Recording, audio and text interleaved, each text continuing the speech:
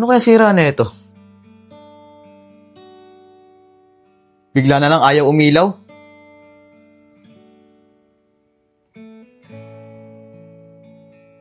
Lah, may maalog. Ano kaya yun? Sino yun? Naira! Bunso! Ikaw ba yan? Bakit kuya? Anong nangyari? Nakakagulat ka naman. Nagluluto ako dito sa labas eh. Oh! Ba't andyan ka? Kala ko ikaw yung pumasok doon sa CR. Sino yun? Hala kuya, mukha mo yun. Lagot ka. Loko talaga tong batang to. Sino nga yun? May kaibigan ka bang pumunta? May bisita ka ba? Sinong bisitang sinasabi mo? Ate Angel, nakauwi ka na pala? Oo, kagabi pa. Maagap lang ako natulog kasi pagod ako sa biyahe.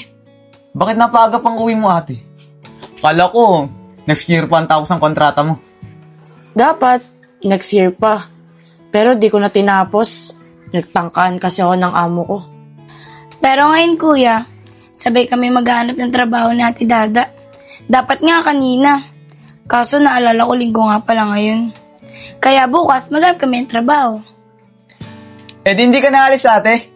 Sama-sama na tayo ngayon dito. Oo, sama-sama na tayo dito. Oo nga pala. Asan si kuya? Kahapon ko pa di nakikita yun na. Naku ate, huwag mo nang hanapin yung lalaking yun. Wala naman yung silbi dito sa bahay. Palaging andun sa barkada niya. Nag-a-addict na ata yun eh. Ay nako. Wala pa rin palang pinagbago yung lalaking yun simula nung umalis ako. Sakit pa rin sa ulo. Dapat doon sa lalaking yun pinapalayas na eh. Eh yung pinapadala ko, binibigay ba sa inyo? Oo ate, binibigay naman niya lahat. Kaso nga lang, di mapakinabangan dito sa bahay. Buti pa tong si Kuya Sam, nagkukumpuni dito ng mga gamit sa bahay. Kaso nga lang, walang nabubuo. Baka mamaya mauna pa mabuo yung sa jowa mo kesa dyan sa flashlight. Grabe naman kayo sa akin. Kine-check up ko lang naman. Baka malay nyo may pag-asa pa. Bakit? May nabuo ba? Wala nga eh. Sa dami-dami yung binuksan dito na gamit sa bahay, wala ka naman nagawa.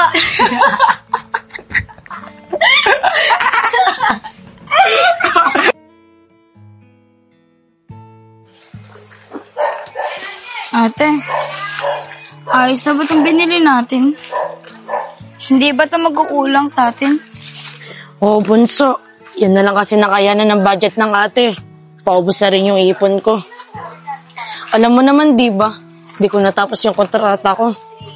Kaya di binigay sa akin yung separation pay ko.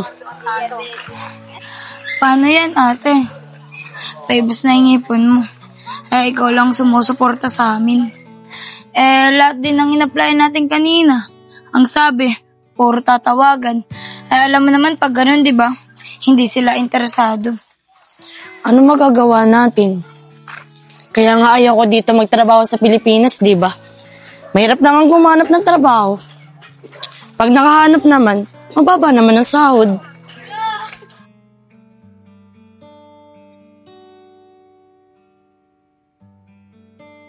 Oh, nasaan na naman si tatay? Hindi ko alam, ate. Ikita mo magkasama tayong dalawa, di ba? Saan na naman kaya nagpunta yun? Bukas pa yung pinto.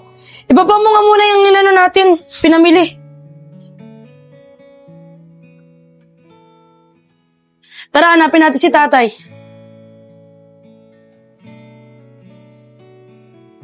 Saan na naman kaya nagpunta si tatay?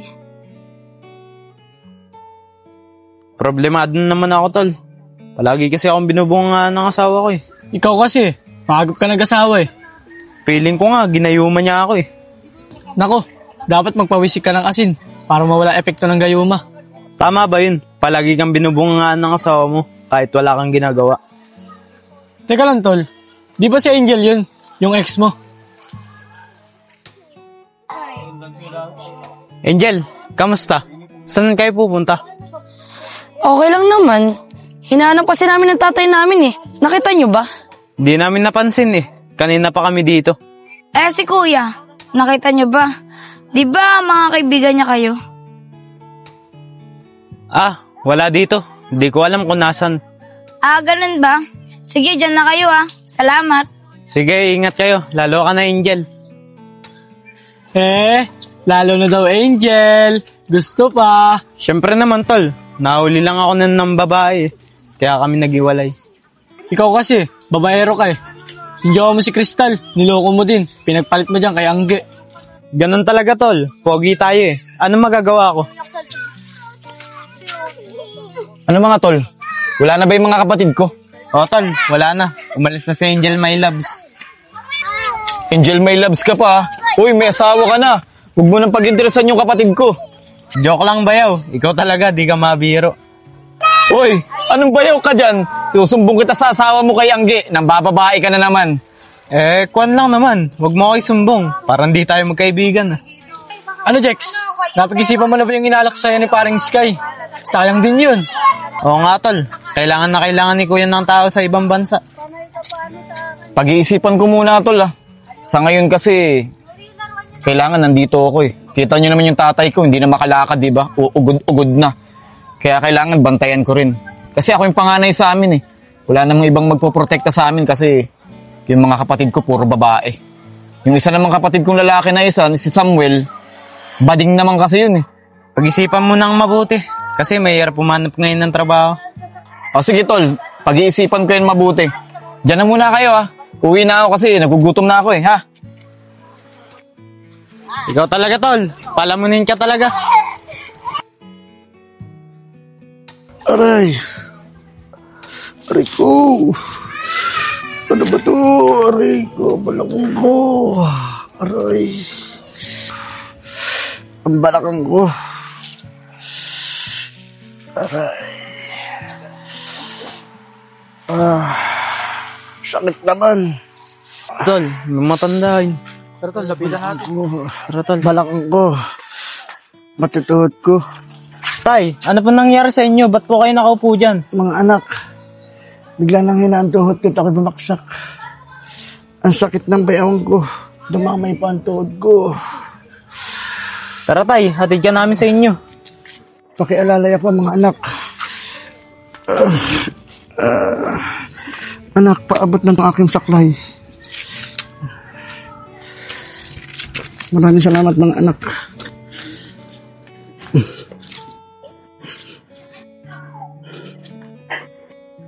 Tay, dahan-dahan lang po Oo mga anak, maraming salamat sa inyo. Siguro kung di nyo ako nakita doon, aabotin na ako ng gabi doon. Dapat tay, sa susunod, mag-iingat na kayo.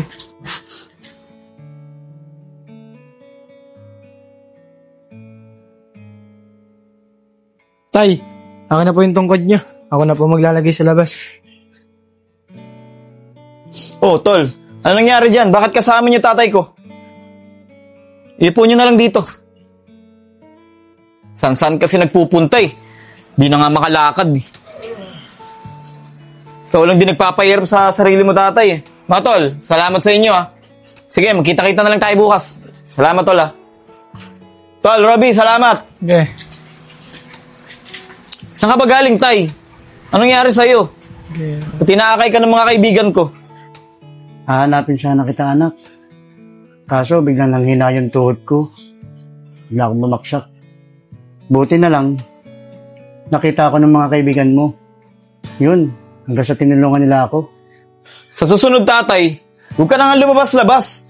Hindi ka na nga makalakad Pinipilit mo pa sarili mo. Bakit ba palagi mo akong hinahanap? Umuwi naman ako dito Anak, nag-aalala kasi ako sa iyo Balita kasi dyan. Nabibisyo ka na yata. Alam mo tay, huwag niyo akong pinapakialaman. Kilala niyo naman ako, di ba? Ayoko nang kinokontrol ako. Kung anong gusto kong gawin, gagawin ko. Anak, hindi ka naman dating ganyan nung nabubuhay pa ang nanay mo. Ano bang nangyayari sa iyo? Bakit nagkakaganyan ka? Sino ba may kasalanan kung bakit namatay si nanay? Di ba ikaw? Dahil dyan sa pagsusugal mo at pambababae mo, na-depress si nanay, kaya siya nagkasakit. Ikaw ang may kasalanan kung bakit nawala siya. Anak, oo. Aaminin ko, nagkamali ako. Pero, sana, mapatawad mo si tatay. Kasi, mahal na mahal ko kayo eh. Lalong-lalo ka na.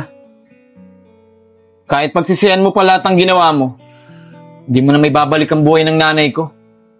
Sana nga ikaw na lang yung nawala eh. Tandaan mo to ha. Hindi kita mapapatawad sa ginawa mo.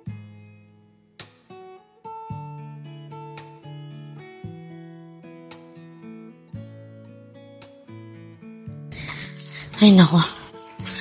Ate, hay na pala si tatay, oh. Tay, saan po ba kayo galing? Kanina pa namin kayo hinahanap eh.